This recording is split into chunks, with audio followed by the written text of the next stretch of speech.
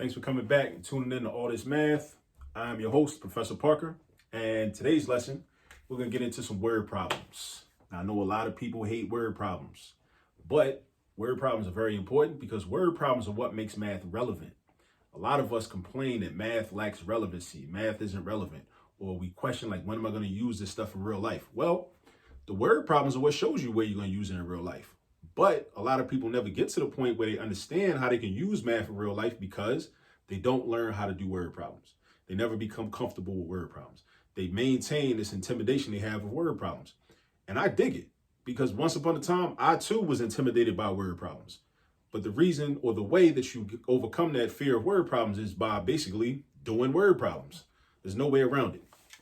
So today we're going to check this word problem out and I'm going to show you step by step how to approach it, how to think about it. I'm going to teach you how to think about this word problem and how to think about word problems, and then how to solve it and come up with your answer. So first thing you want to do is you want to read it, right? Because before we can do math, right, before we can calculate anything, we have to make sure our reading comprehension is down pat, right? We want to make sure we can read and understand valid and pertinent and relevant information within the word problem. All right, so let's do this. Let's read it first. So this word problem says, Chris Hani weighs 132 pounds. Wait, let me stop right there. Chris Hani, this is an important figure. This is a real life figure. This word problem is made up, right? This is a fictional word problem, right? But this figure, Chris Hani, was a real person, right? He was a leader in the ANC, or the African National Congress, which was an anti-apartheid group in South Africa, better known as Azania, which is now known as South Africa, but the original name was Azania for that geographic region in the southern tip of the continent of Africa, right? He was radical, and he also was the leader of the armed wing of the ANC, Umkhonto we Sizwe. So that's something for you to look up. So hopefully, after this video, you'll take some time, maybe go grab some books about Chris Hani and also the African National Congress, which also Nelson Mandela was a part of before he got incarcerated. And after he got incarcerated, that's when Chris Hani took leadership of the ANC, I believe. I could be mistaken on that. I need to do my own research on that as well. But this Umkhonto we Sizwe, apartheid South Africa, there's a lot of research that we should really do to really understand these things that were going on. So that's just a hystematics connection to this work that we're about to get into, right? All right, so we read the first sentence. Chris Hani weighs 132 pounds. Each month, he gains 2 pounds. How many months will it be until he weighs 168 pounds? So we imagine right now he's 132 pounds, right? Chris Hani is 132 pounds right now. And we want to know how long is it going to take, or how many months will it take until he's 168 pounds if he gains 2 pounds each month? Now, some people are uncomfortable with algebra and they would just say, well, all I got to do is I just got to add 2 to 132 and just count. I could do 132 plus 2, that's 134. That's 1 month. 134 plus 2, that's 136. That's 2 months. You could do that, or you could write tally marks on a piece of paper. You could do that if you just hate algebra that much. But why not embrace the algebra and learn how to utilize it and then use it as a tool, which will make your work much more efficient and even quicker, right? And then here's the thing about that. Going from 132 to 168 is not that long, right? That's not a lot of counting. But what if you was trying to go from 132 to 358 or 359? Then it's going to take you a lot more time to do that addition. Or even if you figure out, well, you know what? I can just subtract that number minus that number and then divide by 2 and then see what happens. But the thing is, if you do that, you're really doing algebra. So you might as well just set it up in the form of an equation. So first thing we want to do is, if we're going to approach this algebraically, is this. We want to identify the key information. I'm going to grab my blue marker because I wrote it in black. So I want the key information and the pertinent information to stand out. And you can do the same thing on your paper when you approach word problems, right? Because it's kind of like, even if you're like in an ELA, English Language Arts class, or a literature class, or a reading class, and you're trying to find out key information in a written passage, right? You're really doing the same thing. So right now he weighs 132 pounds. That's important. And then it says each month he gains 2 pounds. That's important. And also the fact that he gains and is not losing. He gains means that this is going to be a positive 2. If he was losing 2 pounds each month, then that 2 would be represented as a negative 2 in our equation, right? Then the question is, how many months will it be until he weighs 168 pounds? All right. Now, in algebra, there's a whole bunch of different equations that we use in different situations, right? Now, in this type of problem, where we're starting out at a certain amount, and then over time, there's a constant rate of change. The constant rate of change is 2 pounds.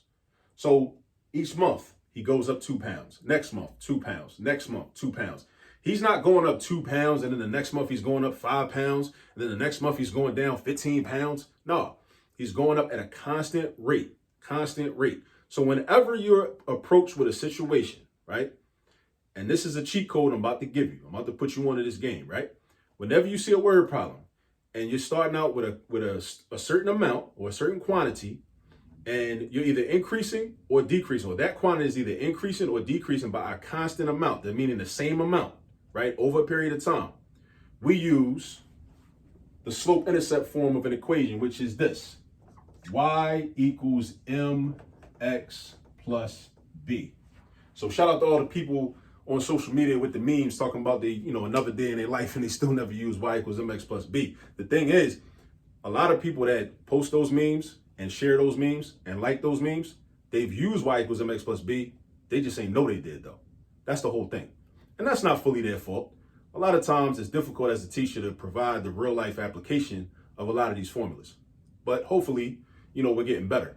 As teachers, we get better with that with every year of our practice.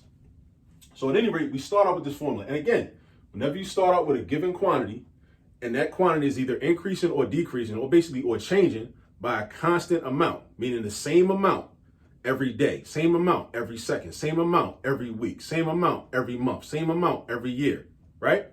You can use y equals mx plus b.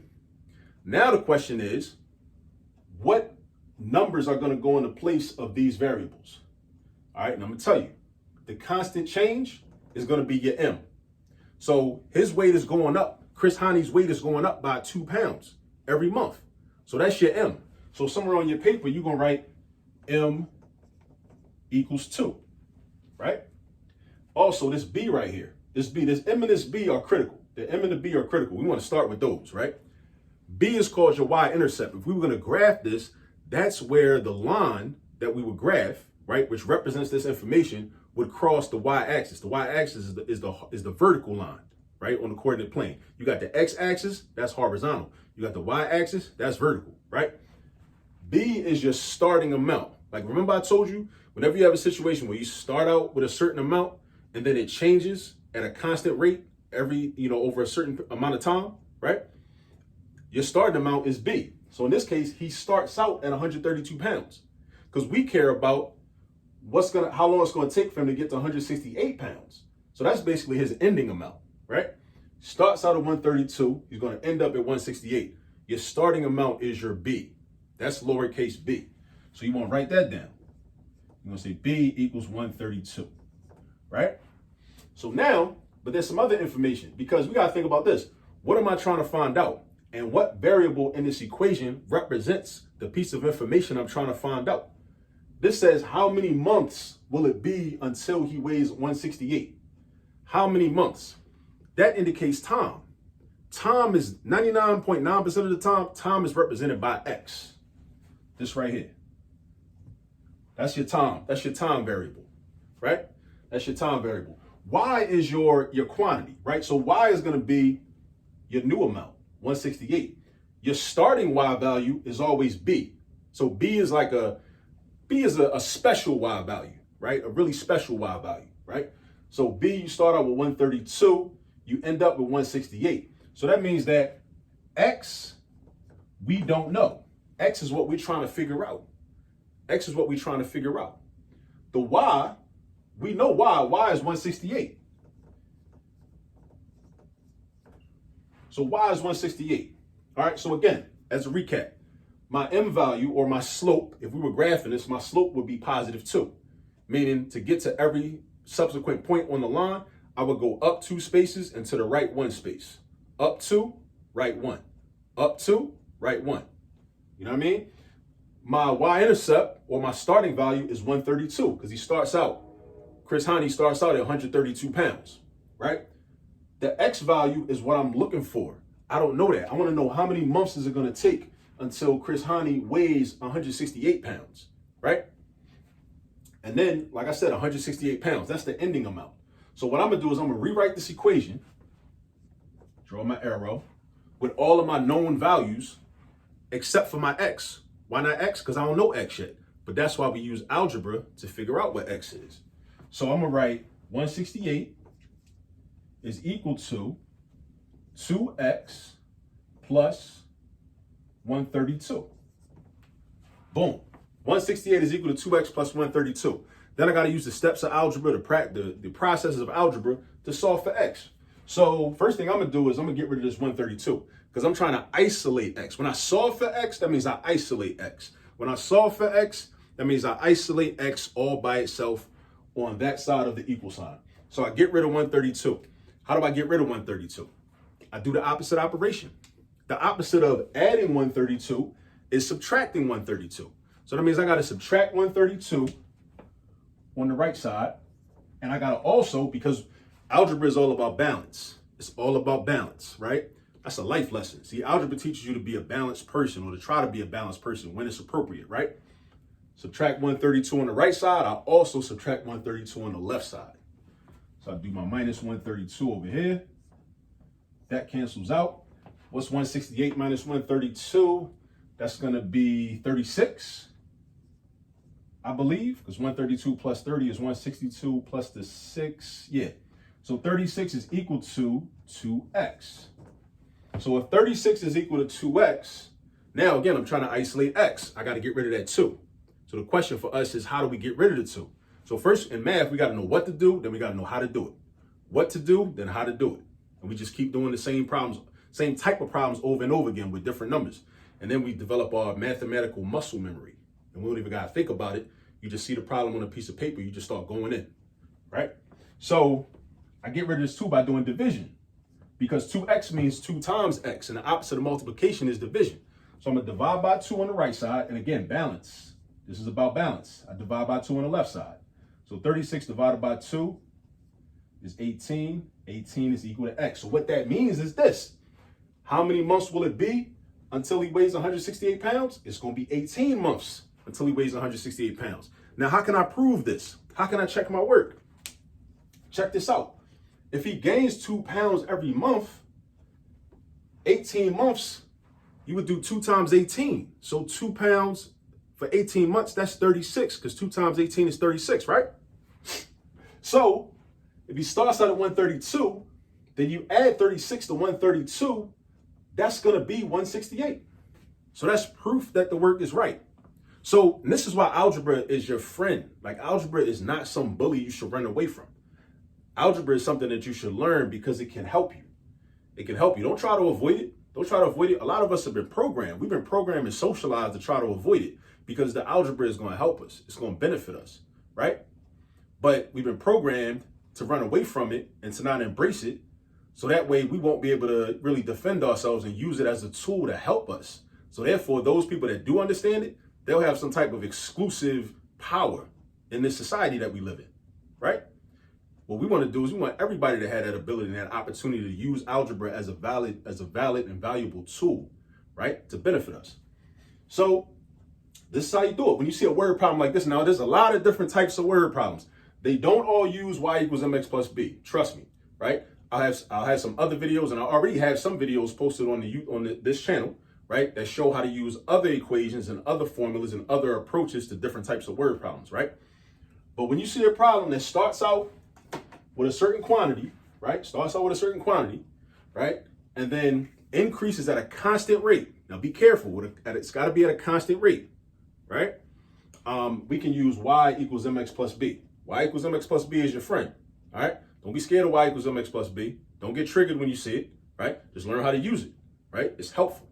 It's helpful to you, all right? So if you're not already subscribed to the channel, please go ahead and subscribe to the channel. Please like the video if you feel like you learned something. Share the video with some other people that might also benefit from this. Don't forget, do your research, do your knowledge on Chris Hani and also the ANC, African National Congress, and Umkhonto we Sizwe, and also anti-apartheid movements in South Africa that are still going on to this day. Just because, don't think they're not, just because the mainstream media is not covering them. All right, it's still going on. You know what I mean? And as always, as I say, thank you for tuning in. I hope you learned something. Make sure you go practice some problems like this. And remember that there's all this math all around you. Peace.